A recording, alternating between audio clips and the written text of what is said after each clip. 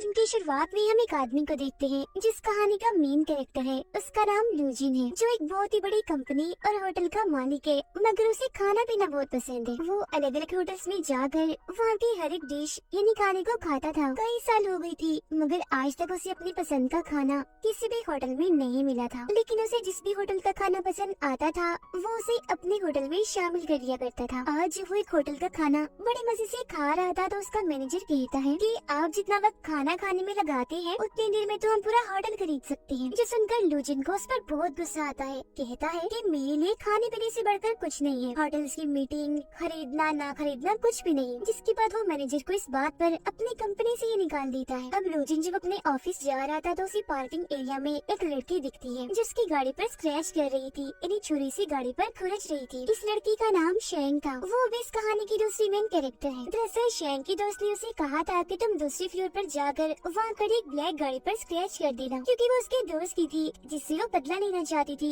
उसने उसे धोखा दिया था। लेकिन अब जब शेंग को लूजिन से पता चलता है कि वो दूसरी नहीं बल्कि तीसरे फ्लोर पर है और ये गाड़ी वो नहीं है जिस पर वो स्क्रैच करने आई है, बल्कि लूजिन की है, तो उसे बहुत बुरा लगता है। इसीलिए वो उससे माफी मांगती है और कहती है, जरा रुकिए एक मिनट, मैं इसे ठीक कर सकती हूँ। अब वो स्क्रैचेस को तो ठीक नहीं करती, बल्कि और स्क्रैच करके वहाँ एक दिल बना देती है ताकि उसका मूड अच्छा हो जाए। मगर ये देखकर तो लूजिन को और गुस्सा आ जाता है, इसीलिए वो यहाँ से चला जाता है। शेंग अपने दोस्त और अपने डॉग के साथ किराए के घर पर रहती है। वो एक काफी बड़े होटल में शेफ थी, मतलब कि वहाँ खाने बनाया करती थी, मगर उसकी डिशेस उसके खाने किसी को भी पसंद नहीं थी, क्योंकि वो हमेशा पुराने और आम खाने ही बनाया करती थी। शेंग अपने होटल की मैनेजर को पसंद करती थी। मैनेजर भी उसे ऐसा दिखावा करता है जिसे वो भी उससे प्यार करता है। और आज जब शेंग उसे कहती है कि हमें अपनी बात को आगे ले चलना चाहिए, इन्हें शादी कर लेनी चाहिए, तो मैनेजर इसके लिए साफ साफ मना कर देता है और कहता है कि मुझे तुम जैसी सूखी कमजोर लड़कियां नहीं पसंद, मुझे अच्छी सेहत वाली लड़कियां पसंद हैं। तो सॉरी, मैं तुमसे शादी नहीं कर सकता। जो सुनकर शेंग का दिल एकदम टूट जाता है। इसके बाद लूजिन उसी होटल में आता है जहाँ की शेफ शेंग थी। अब होटल के वर्कर्स को पता था कि लूजिन एक बहुत ही बड़ी कंपनी और होटल का मालिक है, और अगर उसे यहाँ का माहौल और खाना पसंद आ गया तो वो इस होटल को भी अपने साथ शामिल कर लेगा। तो इसीलिए होटल के सारे वर्कर्स उसके आगे पीछे हो जाते हैं। लूजिन अपने एक साथी और वर्कर के साथ इस पूरे होटल को चेक करता है, जिसके बाद इस होटल का सीनियर शेफ लू को अपने होटल की सबसे मशहूर डिश पेश करता है। मगर लू को वो डिश जरा भी पसंद नहीं आती, इसीलिए वो फौरन उसे उगल देता है। जिसके बाद तो शेफ एक के बाद एक डिश लाकर लू के सामने पेश करते हैं, मगर अभी भी उसे एक चीज पसंद नहीं आती। जिसके बाद मैनेजर शेंग के पास जाकर उसे कहता है कि क्या तुम कोई ऐसी चीज बना सकती हो जो लूजिन को पसंद आ सके। जो सुनकर सीनियर शेफ कहता है कि ये तो सलाद तक नहीं बना सकती, डिश क्या खाक बनाएगी। जिसके बाद तो शेंग वहाँ पड़ी खाने की हर एक चीज को सूंघने लगती है और एक नई डिश तैयार करने में लग जाती है। काफी सोच समझकर आखिरकार वो एक डिश बना ही देती है, मगर वो ये नहीं जानती थी कि जिसके लिए वो ये बना रही है वो और कोई नहीं बल्कि वो इंसान है जिसकी गाड़ी पर इसने स्क्रैचेस किए थे। और अब जैसे लो उस डिश को खाता है तो एकदम वो दंग रह जाता है। उसके होश ही जैसे उड़ गई थी, क्योंकि उसे ये डिश बेहद ही पसंद आती है। और क्योंकि वो खुद भी काफी अच्छा शेफ था, इसीलिए खाने में उसे हर वो चीज महसूस हो जाती है जो शेंग ने उसमें डाली थी। वो बड़े मजे से उस डिश को खाकर खत्म ही कर देता है। उसे खाना इतना अच्छा लगा था कि वो उंगलियां ही चाटता रह जाता है। अब होटल के सारे वर्कर्स, यहाँ तक कि मैनेजर और सीनियर शेफ भी शेंग के डिश की तारीफ करती हैं और उसकी हौसला अफजाई करते हुए खूब तालियां बजाते हैं। अब लूजिन अपने साथी को कहता है कि मेरी सारी की सारी मीटिंग्स को कैंसिल कर दो, मुझे खाने के लिए अब किसी से नहीं मिलना, मैं अब यही रहूंगा और यही का खाना खाऊंगा। अब शेंग को दिखाया जाता है जो काफी दुखी नजर आ रही थी, क्योंकि आज मैनेजर से उसका रिश्ता खत्म हो गया था, जिस वजह से वो काफी शराब पी जाती है। वो होटल की छत पर भी जाकर खूब शराब पी लेती है। उसे इतना नशा हो गया था कि वो वहीं बालकनी में ही गिर जाती है। उसके गिरने की आवाज सुनकर लू वहाँ आता है और उससे पूछता है कि तुम इस वक्त यहाँ मेरी बालकनी में क्या कर रही हो। रुको जरा, मैं अभी पुलिस को बुलाता हूँ। मगर अब क्योंकि शेंग बहुत ही नशे में थी, इसीलिए वो लू का पैर पकड़ लेती है और उसे मैनेजर समझकर कहती है कि तुमने मुझसे शादी के लिए क्यों इनकार कर दिया? क्या मैं तुम्हें इतनी बदसूरत दिखती हूँ? क्या मैं जरा भी प्यारी नहीं हूँ? इतना कहते ही शेंग नशे की हालत में वहीं सो जाती है।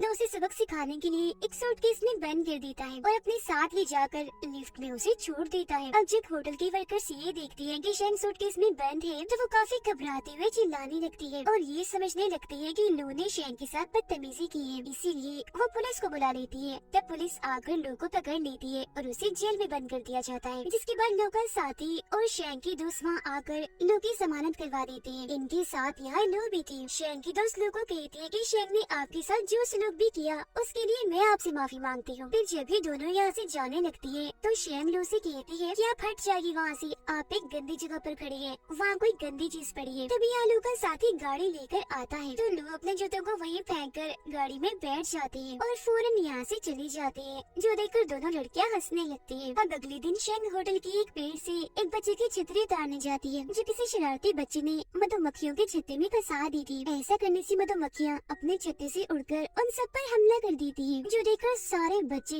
और शेंग वहाँ से भाग जाती है। मगर वो सारी मक्खियाँ लो को काट लेती है, क्योंकि ठीक इसी वक्त पर वो भी यहाँ से गुजर रही थी। मक्खियों ने उन्हें काट कर उनका पूरा चेहरा ही सुझा दिया था, इसीलिए शेंग वहाँ आकर एक बार फिर से उनसे माफी मांगती है, जिस पर लो अपने साथी को कहता है कि इसे फौरन एक घड़ी बांध दो, क्योंकि जब जब ये मेरे आसपास होती है तो कोई ना कोई मुसीबत आ जाती है या ये खुद ही मेरे लिए खतरा बन जाती है। और अब अगर अगली बार ये मेरे करीब आएगी तो अलार्म बज जाएगा, जिससे मैं चौकन्ना हो जाऊंगा और इससे कहीं दूर चला जाऊंगा। लेकिन अभी भी लो ये नहीं जानता था कि वो जिसके खानों का दीवाना है वो और कोई नहीं बल्कि शेंग ही है। वो इसके लिए मनपसंद खाने बनाती है। यहाँ तक कि शेंग को भी ये बात पता नहीं थी कि उसके डिशेस का जो सबसे बड़ा दीवाना है वो और कोई नहीं बल्कि लू ही है। लू क्योंकि होटल में ही रह रहा था, इसलिए वो थोड़ी थोड़ी देर के बाद कोई ना कोई डिश बनाने को कहता था, जिसे शेंग बना बना कर उसके लिए भेजती थी। वो एक के बाद एक नई डिश को बनाकर बड़े ही अच्छे तरीके से लू के पास भिजवा दिया करती थी, जिन्हें लू बड़े मजे से बड़े चाव से खाया करती थी। अब इसी रात शेंग के पास होटल का मैनेजर आकर उसे कहता है कि अब मुझे मोटी सेहतमंद लड़कियां पसंद नहीं है, बल्कि तुम जैसी स्मार्ट पसंद है, क्योंकि अब मैं भी जिम जाने लगा हूँ। इसलिए तुम ऐसा करो, आज रात मेरे साथ में ही घर चलो, जिसके बाद हम शादी कर लेंगे। उसकी बातें सुनकर शेंग को काफी गुस्सा आ गया था, इसीलिए उसे काफी बुरा भला कहकर गालियाँ भी देती है और वहाँ से भगा देती है। खुद भी फिर वो वहाँ से चली जाती है। फिर रात में जब वो अपने दोस्त के साथ घर पर थी तो उसे कहती है कि आजकल मैं होटल में बहुत मसरूफ रहने लगी हूँ, मुझे बहुत काम करना पड़ रहा है, क्योंकि मैं अपने होटल के नए मालिक के लिए अलग अलग डिशेस बनाती हूँ ताकि वो खुश हो जाए और मुझे अपने होटल का सीनियर शेफ बना दे। अगले दिन जब कुछ रिपोर्टर्स लोग का इंटरव्यू लेने आते हैं तो शेंग को पता चल जाता है कि अब तक वो जिसको परेशान करती आई है वो बहुत ही बड़ी कंपनी का मालिक है, और ये और कोई नहीं बल्कि वही है जिनके होटल को खरीदने वाला है, मतलब कि होटल का होने वाला मालिक, और यही मेरे खानों का दीवाना भी है। तो इसीलिए आज के खाने में वो लोगों के लिए दिल खोल कर मिर्च मसाला डालती है, ताकि अब की बात वो उसके खाने को पसंद ना करे और ये उसे दूर चली जाए। मगर उसका ये प्लान काम नहीं करता, क्योंकि खाना खाते हुए लू की आंखों से पानी तो आता है तेज मिर्ची की वजह से, मगर उसे खाने का जायका बहुत अच्छा लग रहा था, इसीलिए वो रुकने का नाम ही नहीं ले रहा था, लगातार बस खाता ही जा रहा था। सबसे आखिर में शेंग लू के लिए अपनी तरफ से एक केक बनाकर भेजती है, जिसमें उसने हर वो चीज डाली थी जो लू को बेहद ही पसंद थी। तो जाहिर है ये केक भी उसे बहुत ही पसंद आता है। केक खाने के बाद तो वो इतना दीवाना हो जाता है कि उस शेफ से मिलने के लिए बेताब हो गया था, जो अब तक उसके लिए खाना बनाती आ रही है। मगर शेंग जब उनके सामने जाने से मना कर देती है तो लोग खुद किचन में आ जाते हैं उससे मिलने के लिए, मगर अभी शेंग उनके सामने नहीं आती बल्कि वहाँ से भाग जाती है, क्योंकि उसे डर था कि अगर उसने मुझे देख लिया तो वो मुझे काम से निकाल देगा। थोड़ी देर के बाद जब लोग वॉशरूम में थे तो वहाँ एक चम्मच आकर गिरता है, जिसे कोई वॉशरूम के अंदर से ही नीचे से हाथ डालकर दोबारा उठा लेता है, जो देखकर लू को लगता है कि जरूर यहाँ कोई चोर है, इसीलिए वो वॉशरूम के दरवाजे को लॉक करके वहीं छुप जाते हैं। अब जब उस वॉशरूम से शेंग बाहर आती है तो चुपके चुपके वहाँ से भागने लगती है। तब लोग उसे पकड़ लेते हैं और गुस्सा करते हुए कहते हैं कि तुम मेरा पीछे करते करते यहाँ भी आ गई, मगर मुझे पता क्यों नहीं चला, कहाँ है घड़ी तुम्हारे, इस पर अलार्म क्यों नहीं बजा। इस पर शेंग कहती है वो असल में इसकी बैटरी लो हो गई है। अब तभी यहाँ एक आदमी आकर जब दरवाजा खोलता है तो शेंग वहाँ से भाग जाती है, मगर जब लोग वॉशरूम में उसकी शेफ वाली शर्ट देखते हैं तो समझ जाते हैं कि यही वो शेफ है जो अब तक मेरे लिए खाने बना रही थी, जिसके खानों का मैं दीवाना हूँ। इसीलिए अगले दिन जब शेंग काम पर आती है तो लोग खुद उससे मिलने चला जाता है और पूछता है कि अब तक तुमने मेरे साथ जो कुछ भी किया क्या वो सब इत्तेफाक था या जानबूझकर तुमने किया था। जिस पर शेंग मासूम सा चेहरा बनाकर कहती है कि नहीं, वो सब इत्तेफाक हो सकता है, मैंने जानबूझकर कुछ नहीं किया। जिसके बाद लोग उसे केक बनाने का कहकर वहाँ से चले जाते हैं और शेंग उसके लिए बना भी देती है। और जब वो बेटा केक के मजे ले रहा था तो उसके पास उसके डैड की कॉल आती आती है जो उसे कहती है कि तुम अभी तक वहाँ शंघाई में क्या कर रही हो, जल्दी से वहाँ का रेट फाइनल करो और किसी दूसरे होटल के लिए निकलो,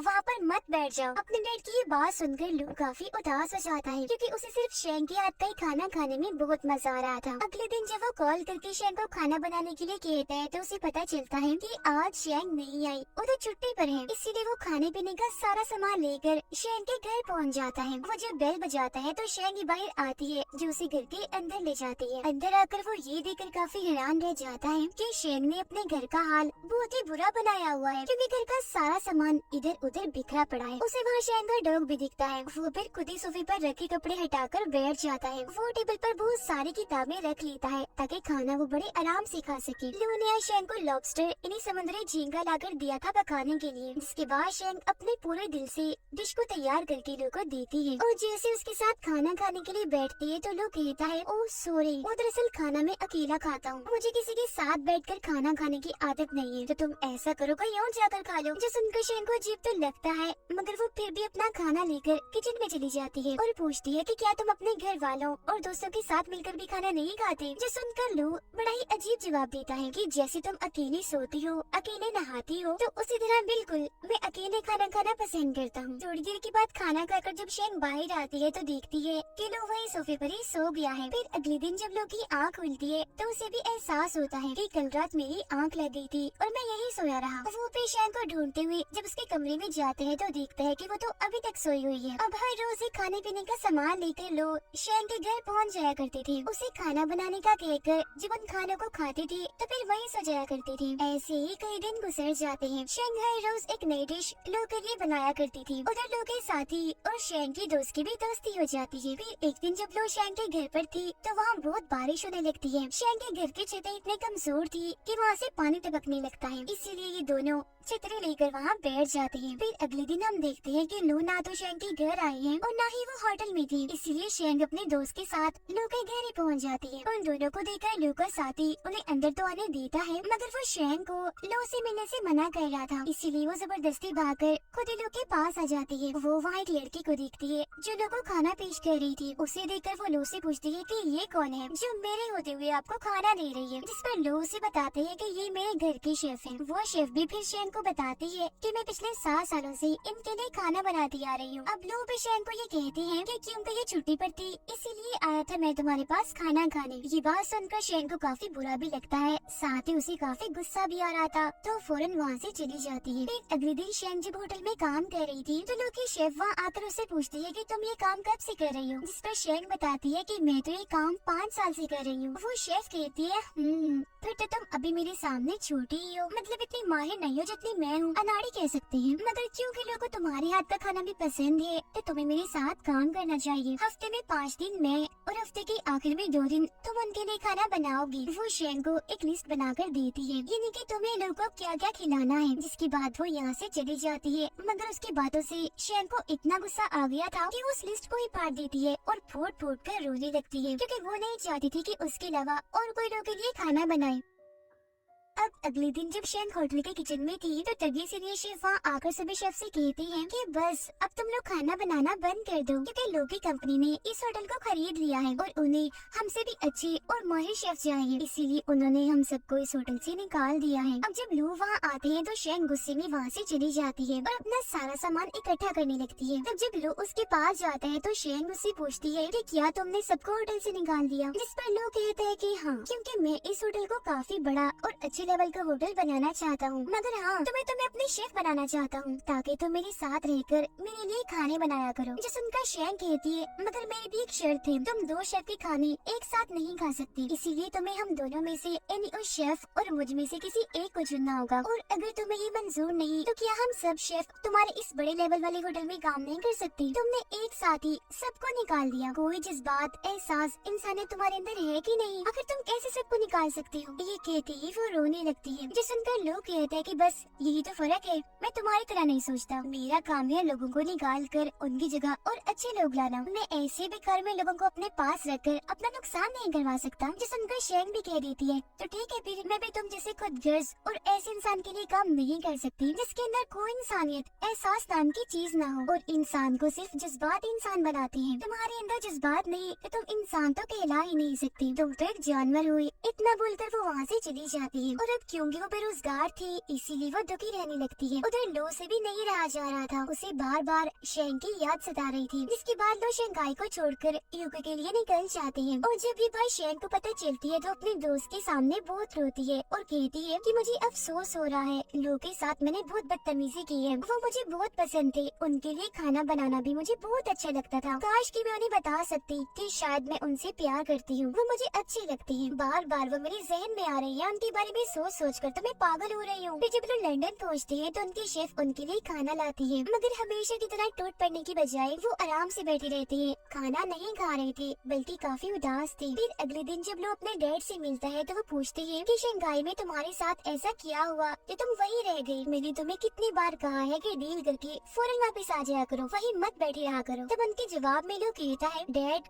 कितने दिन हो गए हैं हमने एक साथ मिलकर खाना नहीं खाया, चलिए आइए साथ बैठकर खाना खाते हैं। और जब वो खाना खा रही थी तो लोग अपने डैड से पूछता है कि क्या आपने कभी किसी से प्यार किया है, जो सुनकर वो कहती है कि हाँ, सबसे ज्यादा प्यार मैंने तुम्हारी माँ को किया और अब तुमसे करता हूँ। अब लू अपने साथी को कॉल करके कहता है कि हम न्यूयॉर्क जाने से पहले शंघाई होते जाएंगे। शेंग बेचारी बेरोजगार अपने डॉग के साथ सड़क भटक रही थी। वो अब जैसे लोग की दी हुई घड़ी को बेचने जा रही थी तो वो घड़ी बजने लगती है, जिससे उसे काफी हैरानी होती है क्योंकि ये इस बात की अलामत थी कि लू आस पास ही है। और फिर फौरन ही उसे लू की गाड़ी दिख जाती है। उसमें बैठे लोग पर जैसे उसकी नजर जाती है तो वो काफी दुखी हो जाती है, इसलिए गाड़ी लेकर फौरन यहाँ से निकल जाती है। वो फिर लू से बचते हुए सब्जी की मार्केट में जाकर छुप जाती है। तब लू उसका पीछे करते करते वहाँ भी आ जाती है। वहाँ उन्हें शेंग का डॉग दिख जाता है, जिसे वो कहते हैं कि अगर तुम मुझे लू के पास ले जाओगे तो मैं तुम्हें मजेदार खाने खिलाऊंगा। जिसके बाद वो डॉग लू को अपने पीछे शेंग के पास ले जाता है, मगर शेंग ने तो खुद को शीशे के कमरे में बंद किया हुआ था। लू उसे कहती है, दरवाजा खोलो, मुझे तुमसे बात करनी है। जिस पर शेंग कहती है, नहीं मैं दरवाजा नहीं खोलूंगी, मुझे आपसे कोई बात नहीं करनी क्योंकि मैं आपसे नफरत करती हूँ। चली जाइए अब अपने उसी शेफ के पास, क्योंकि आज के बाद मैं आपके लिए कुछ बनाने वाली नहीं हूँ। जो सुनकर लोग कहते हैं, तुम मेरे लिए सिर्फ एक शेफ ही नहीं बल्कि तुम बहुत ही खास हो, असल में तुम मुझे बहुत ही पसंद हो, इसलिए जल्दी करो दरवाजा खोल दो। जो सुनकर शेंग शर्माने और हंसने लगती है, कहती है, नहीं पहले तुम मुझे ये बताओ कि क्या मैं दुनिया की सबसे खूबसूरत लड़की हूँ, अगर आप बताएंगी तभी दरवाजा खोलूंगी मैं। इस पर लोग भी कह देते हैं कि हाँ हाँ तुम दुनिया की सबसे खूबसूरत लड़की हो। ये सुनकर शेंग को इतनी खुशी होती है कि वो झट से दरवाजा खोल देती है। अब लोग उसे यहाँ से लेकर चले जाते हैं। वो उसे एक घर में लाई थी, जिसके बाद वो दोनों बालकनी में जाकर बैठ जाते हैं क्योंकि ये लोग की पसंदीदा जगह थी। दोनों यहाँ से डूबते हुए सूरज को देख रही थी क्योंकि ये नजारा देखना दोनों को ही काफी पसंद था। दोनों यहाँ बहुत खुश थे और अब यहाँ आकर वो अपने अपने प्यार का इजहार कर देते हैं, साथ ही एक दूसरे को लेकर जो उनके जज्बात हैं वो भी बता देते हैं। वो फैसला करते हैं कि क्योंकि हम प्यार करते हैं तो जल्द हम शादी कर लेंगे और हंसी खुशी एक साथ रहेंगे। जिसके बाद ये शानदार कहानी इधर ही खत्म हो जाती है।